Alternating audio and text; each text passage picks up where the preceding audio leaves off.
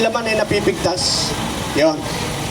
Ang laman daw noon between 7 to 10 million yung paper bag. Okay?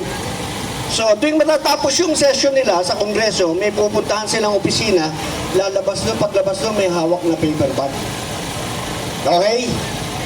Pero sabi nung Marines, hindi naman noon lang nangyari kasi nag-deliver din kami ng maleta sa bahay ni Erwin Tulfo. 2 beses. Nung una, nag-deliver kami 2 maleta. Nung pangalawang beses, 6 na maleta. Okay? O tapos ngayon, gusto mong ikaw ang mamumuno na mag-iimbestiga sa mga magnanakaw? Hindi pwede yun. Hindi pwede yun, kasali siya. Si Tito Soto. Kasi yung maleta, large, medium, small. Pagka large, 70 million daw ang laman. Pagka medium, nasa 48 million to 50 million. Yung small, hindi ko na matandaan. Basta hindi isang maletang large lang ang dinala sa opisina ni Tito Soto diyan sa Rojas Boulevard. Kung ikaw ay tumanggap, paano kang makakaboto? Hindi ka kasali sa botohan. You have to abstain. And so therefore, you have no voice. Actually, hindi ka na dapat nagdadadada sa Senado. Mahiya naman kayo. O, di ba? Nadinig nyo na ba yun? Mahiya naman kayo. Meron akong nilabas na video para lamang ipaliwanag sa taong bayan, huwag ninyong indahin yung Blue Ribbon Committee na pamumunuan daw ni Maleta Boy.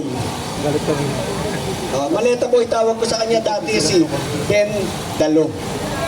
Di ba? Pangalan niya Ben, ang apelido niya Dalo, kaya si Ben Dalo.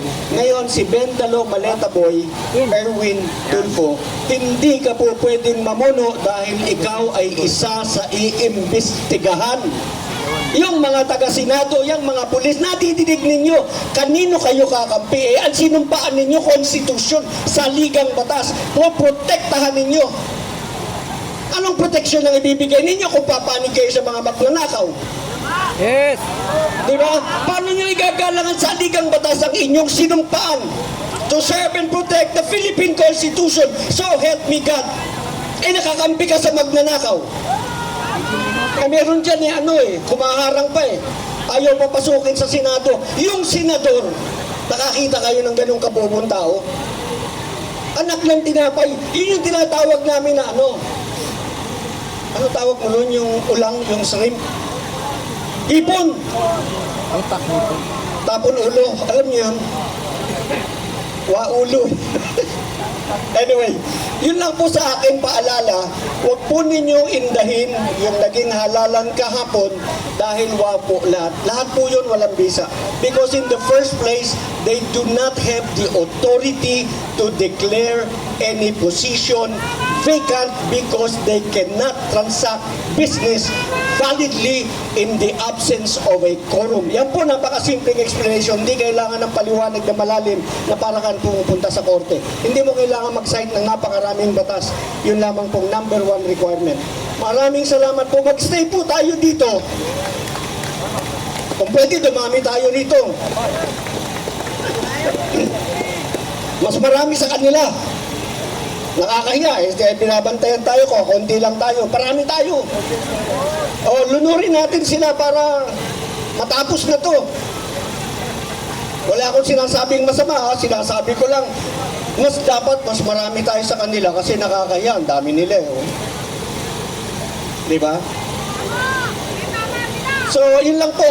Magandang hapon sa inyong lahat. Mabuhay ang Senado, ang ating simbolo ng kalayaan. Maraming salamat, retired Brigadier General and Attorney Vir Garcia. Ayan. Sa mga kapulisan po, representante kayo ng pamilya nyo. Hindi po kayo nagpulis kung hindi kayo nanggaling sa pamilya ng mga manggagawa, magsasaka, magbubukid, at mga ordinaryong Pilipino. Kaya kayo nagpulis dahil karamihan sa inyo siguro 90% na nagpupulis at nagsusundalo nang gagaling sa pamilya ng ordinaryong mamamayan. Yung tinatawag na masang mamamayang Pilipino, magsasaka, magbubukid, manggagawang bukid, mga maralitang lungsod, mga manggagawa, at mga kawani ng gobyerno. Kaya hindi natin sila kalaban. Sa panahon ng revolusyon sa China, nagtagumpay ang People's Liberation Army of China dahil ang mga Kuomintang ay nag-defect ang mga sundalo ng lumang kaayusan at ang kanilang mga armadong pwersa na nanggaling sa hanay ng mga mamamayang Chino na inaalipin ng panahon ni Chiang Kai-shek sa Kuomintang, pumanig kina Mao Zedong.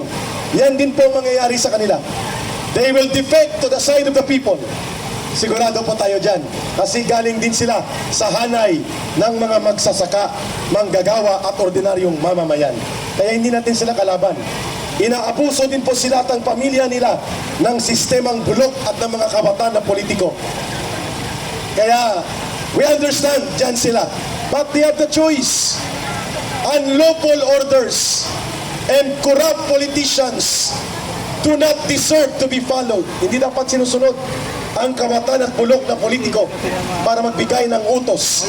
Sapagkat pag ikaw ay bulok, kawatan at pagnanakaw, abusado, kapareho kay Marcos at kina Romualdez, you lose the sovereign authority delegated by the people and to you. Hindi ka na otoridad ng gobyerno kapag ikaw ay nag-abuso sa taong bayan. Tama? At dahil dyan, pakinggan natin ang boses muli ng naging pinuno ng Grand Mosque and Cultural Center sa Manila.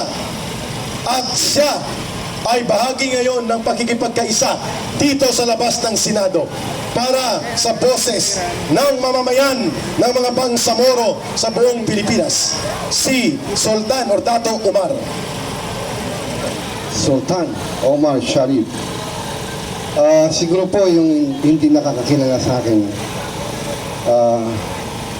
I was a former Manila Golden Mosque and Cultural Center of the Philippines during the time of ang ating pinakamamahal, nating ama ng sambayan ng Pilipino, President Rodrigo Roa Duterte. Palakpakan po natin! Palakpakan po natin ang ating mga bayaning Senado! Palakpakan po natin ang mga 18 Marines, ang ating mga bayaning Senado, Senadora, at mga sundalong, mga may puso at may mga pagmamahal at walang takot sa mga magnanakaw, sa mga naglilimas sa kabanang bayan. Kaya, panahon na po, mga minamahal kong kababayan, mga Pilipino na mga matatapang, mapagmahal sa